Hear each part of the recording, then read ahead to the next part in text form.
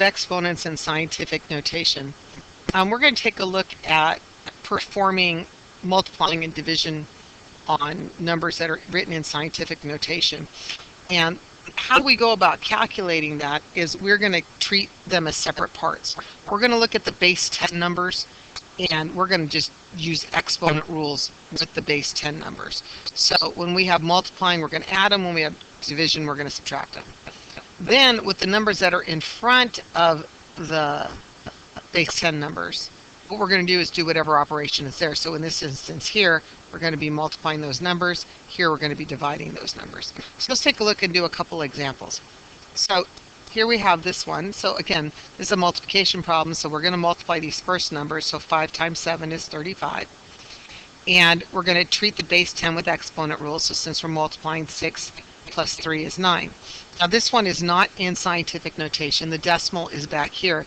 We need the decimal to be in between the 3 and the 5. So we need to rewrite this. Now, when we notice that we move it 1 over to the left, we're going to have to add 1 up here. So we're going to end up with 3.5 times 10 to the 10th power. That's written accurately. Let's try one more when we're multiplying. Again, we're going to take these numbers in front, 1.1 times 3, and that will give us 3.3 times base 10. We're going to keep that base 10, and we're going to take these exponents of negative 2 and 5, and we're going to add them together, and we're going to get 3. So we get 3.3 times 10 to the third. Let's take a look at a division problem very quickly here. And here we have 4.2 times 10 to the fifth divided by 2.1 times 10 squared.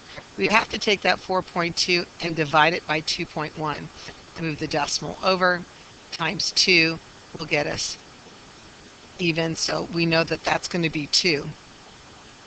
And again, we're going to follow our exponent rules with our base 10. 5 minus 2 is 3, and that will be our final answer. So hopefully that gives you a quick idea of how to work with scientific notation and multiplying and dividing them.